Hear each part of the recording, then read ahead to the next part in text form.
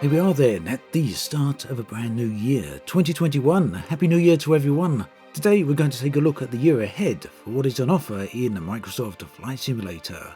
Now, whilst 2020 was a very unusual year, it did have one spectacular offering, at least in the form of a Flight Simulator.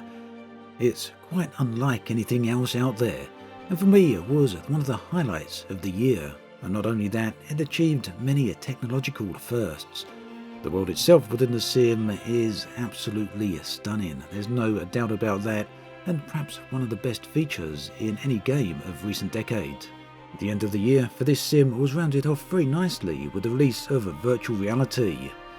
Although I haven't had the chance to produce a video yet for that, it is a great achievement and, well, very, very impressive to say the least.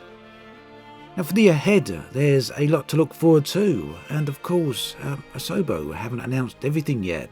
So far, we've only got a roadmap going up to the end of February, and it's very, very packed. Beyond February, there is the Xbox release to look forward to. This will be taking place in the summer of 2021 and coming to the Xbox Series S as well as the Xbox Series X. It's going to be very interesting, to say the least, to see how the sim performs on those two consoles. But I do have some faith in Asobo. I do believe they will be able to pull it off. Now, the first big update of the year is going to arrive on the 28th of January, at least according to the current roadmap. This will be a World Update 3. This is for the UK and hopefully Ireland as well. The update will bring a new world data to it in the form of highly detailed elevation data, as well as a brand new aerial imagery. Anyone who's taken a look at the recent US updates as well as the previous Japan update will know what to expect. There will also be a bunch of new airports, which will include both Liverpool as well as Manchester. In addition to this, we can expect to see up to 60 new points of interest. And really interesting here will be the addition of new architecture, which will include churches and cathedrals. Now, this is especially important to people who fly over the UK because churches and cathedrals are often used as visual points of reference for navigation. The United Kingdom has 42 cathedrals and around about 16,000 churches. So I'm very curious to see how many of these Asobo managed to get into the sim. Now, moving on to February, specifically the 25th of February, at least again according to the current roadmap, and keep in mind that this may change by a few days or so, but we should be seeing a Sim Update 3. Now, whilst this hasn't been vastly detailed yet, we can expect to see improvements to the Garmin G1000 and G3000. These are long overdue, as well as fixes to the related autopilot issues. There will also be some improvements to the live weather, as well as fixing ATC phraseology. Now, in addition to having fixes to the world, the sim updates often bring fairly chunky components along with them. For example, the Sim Update 2 brought with it virtual reality, so it's going to be interesting to see what, if anything, Sim Update 3 brings. The rest of the year is less detailed and a little bit more hazy, but there are a list of things on roadmaps as well as the feedback snapshots. Here then are a few of the things we can expect to see. One highly demanded feature, one thing I really want to see personally, is a replay feature. Now, this is going to be coming in 2021. This will be the ability to replay any actions you take in your plane and then view them from any angle with the external or even the internal cameras.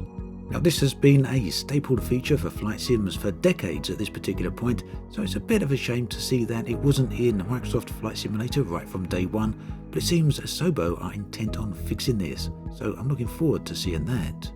Another thing that many people want to see, of course, is gliders.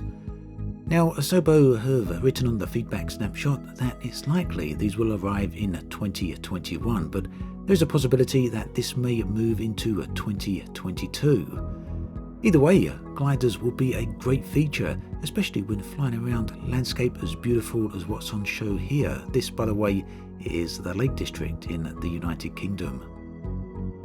Multiple screen functionality, another flight sim staple that's missing from Microsoft Flight Simulator, will hopefully make an appearance in 2021, but as with the gliders, there's a possibility this may move into 2022, so if this one does come, expect to see it more towards the end of 2021 rather than at the start.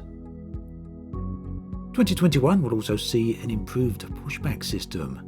Now, the current pushback system within Microsoft Flight Simulator is pretty basic, to say the least.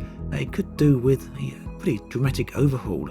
So, looking forward to seeing what happens with this and how Asobo go around implementing it.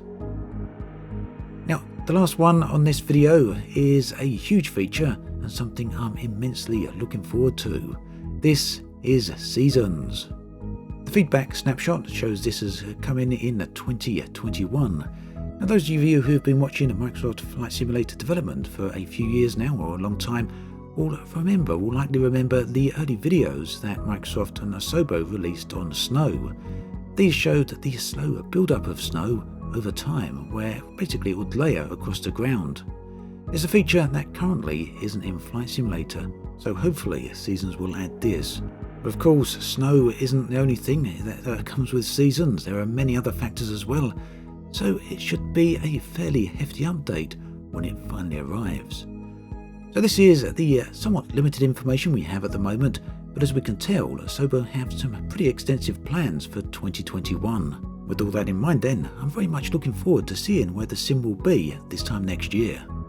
As always, thanks for watching, and I'll catch you guys and girls next time.